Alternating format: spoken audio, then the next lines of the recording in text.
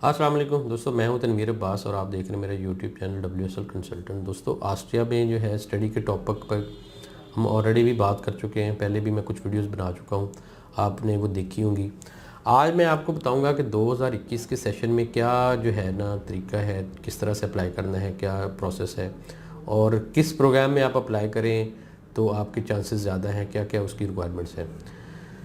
दोस्तों, ऑस्ट्रिया में आप बैचलर डिग्री में भी अप्लाई कर सकते हैं, आप मास्टर डिग्री में भी अप्लाई कर सकते हैं, लेकिन जो है मास्टर डिग्री में अप्लाई करने से आपके चांसेस ज़्यादा हैं, एडमिशन के भी चांसेस ज़्यादा हैं और आपकी सक्सेस की वीज़ा सक्सेस की रेशो भी ज़्यादा है। जबकि बैचलर में अगर आपने अप्लाई करना है तो आप जो है उसके लिए आपको आइल्स भी मस्ट रिक्वायर्ड होगा, जबकि मास्टर डिग्री में अप्लाई करते वक्त आपको आइल्स मस्ट रिक्वायर्ड नहीं होता। आप विदाउट आइल्स भी अप्लाई कर सकते हैं, कुछ यूनिवर्सिटीज़ विदाउट आइल्स आपको एडमिशन दे देती हैं। लेकिन अगर आप आइल्स कर लेते हैं तो आपको तकरीबन तमाम ही यूनिवर्सिटीज़ एडमिशन जो है ना ऑफ़र कर देती हैं। तो वीडियो आखिर तक देखिएगा, इसमें आपको मैं कंप्लीट जो है डिटेल बताऊंगा कि 2021 सेशन अभी जो इसमें अभी ऑस्ट्रिया में यूनिवर्सिटीज़ के एडमिशन ओपन है, इसमें आपने कैसे अप्लाई करना है, क्या क्या चीज़ें आपने करनी है।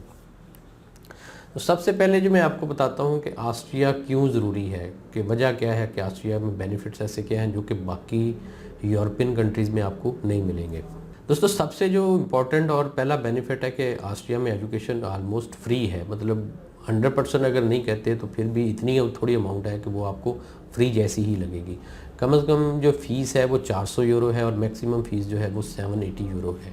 अगर आप इसको एक सेमेस्टर की फ़ीस है 6 मंथ की, अगर आप इसको डिवाइड करें तो ये 100 यूरो के बराबर होती है, जो कि आपकी लिविंग कॉस्ट पर मंथ के हिसाब से भी कम आती है कि आपने पर मंथ जो है इससे ज़्यादा डबल आपकी लिविंग कॉस्ट है, लेकिन आपकी जो यूनिवर्सिटी की फ़ीस है वो इससे बहुत थोड़ी है, 100 यूरो या इससे कम थोड़ी बहुत ज़्यादा है। तो ये आपकी एक सेमेस्टर की फ़ीस है जिसको आप आलमोस्ट यही कह सकते हैं कि ये फ्री की तरह है, 100% नहीं तो बिल्कुल फ्री तरह है। और दूसरा ये है कि ये इसको कंट्रीब्यूशन के नाम पर चार्ज करते हैं, इसको ट्यूशन फ़ीस नहीं कहते। ये यूनिवर्सिटी इसमें जो लिखा हुआ है इसमें है ये आपकी कंट्रीब्यूशन है यूनिवर्सिटी के लिए, आदर वो इसको ट्यूशन फ़ीस के नाम पे ऊपर चार्ज नहीं करते। तो इसकी बाकी ये है कि ऑस्ट्रिया की जो यूनिवर्सिटीज़ हैं वो टॉप यूनिवर्सिटीज़ हैं, वो ऐसा नहीं है कि वो बिल्कुल जो है फारग यूनिवर्सिटीज़ हैं, बल्कि वो टॉप रैंकिंग की यूनिवर्सिटीज़ हैं, एजुकेशन का लेवल बहुत अच्छा है। दोस्तों, जो सेकंड बेनिफिट है वो इसका है कि आपकी लिविंग कॉस्ट नॉर्मल है, बहुत मिनिमल लिविंग कॉस्ट है और उसके लिए आपको कोई अमाउंट जो है वो फिक्स नहीं करवानी पड़ती। जैसा कि जर्मनी हमसाया मुल्क है ऑस्ट्रिया का, वहाँ पे अगर आप यूनिवर्सिटीज़ बहुत अच्छी हैं और वहाँ पे हायर एजुकेशन का बहुत अच्छा स्कोप है, लेकिन वहाँ का एक ड्रॉबैक ये है कि आपको एक फ़िक्स अमाउंट डिपॉज़िट करवानी पड़ती है आपकी लिविंग कॉस्ट के लिए। लेकिन यहाँ पे ऐसा नहीं है, आप बगैर फ़िक्स अमाउंट जो है ना डिपॉज़िट करवाए, फ़िक्स करवाए, आप इसको जो है ना अप्लाई कर सकते हैं और आपको वीज़ा मिल सकता है।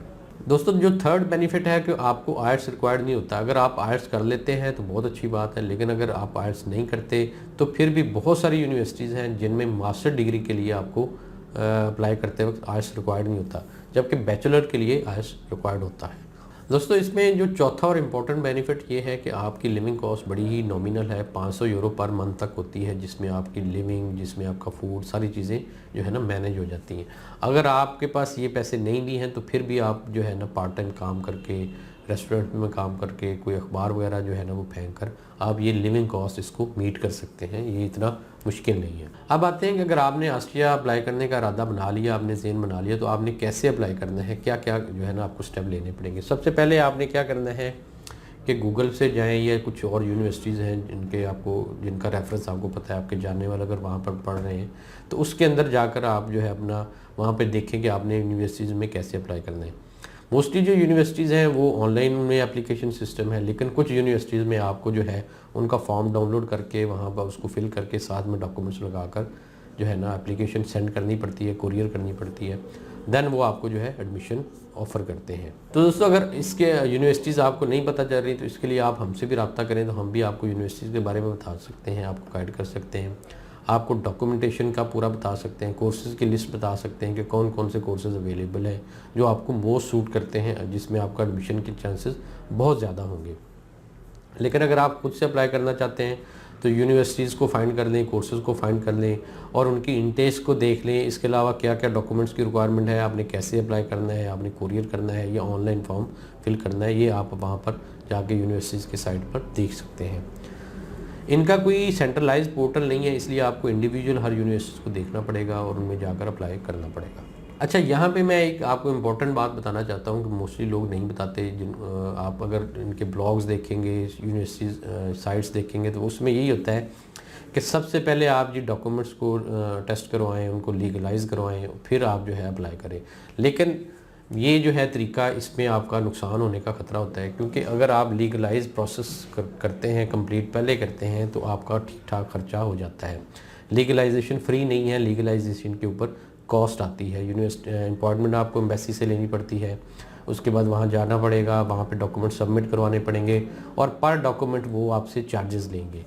तो ये आपका ठीक ठाक जो है कॉस्ट है। लेकिन अगर आप ये लीगलाइज करवा लेते हैं, लीगलाइज करवाने के बाद आप यूनिवर्सिटीज़ को ये सारे डॉक्यूमेंट भेजेंगे और यूनिवर्सिटी आपको एडमिशन ऑफ़र नहीं करती, तो आपका ये जो लीगलाइजेशन का प्रोसेस है सारा वेस्ट हो जाएगा, कोई आपको इसका फ़ायदा नहीं होने लगा। तो इसका तरीकाकार ये है कि हम स्टूडेंट्स को यही सजेस्ट करते हैं कि सबसे पहले जो है आप अपने डॉक्यूमेंट्स यूनिवर्सिटीज़ को भेजिए। अगर यूनिवर्सिटी आपको एडमिशन ऑफ़र कर देती है, वो आपको कंडीशनल ऑफ़र भेजेगी कि आप हमें लीगलाइज डॉक्यूमेंट्स भेजिए, एम्बेसी से लीगलाइज करवा के डॉक्यूमेंट्स भेजिए, तो देन आप आपको एडमिशन दे देंगे।